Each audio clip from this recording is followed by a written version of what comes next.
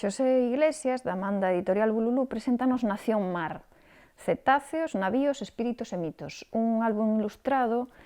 que nos dá a coñecer pois, un ecosistema, digamos, que loita por sobrevivir, fai un percorrido por distintos navíos, pola carpintería de Ribeira, mestura, por exemplo, convirte esos navíos, por exemplo, Espíritu Polvo, que era un barco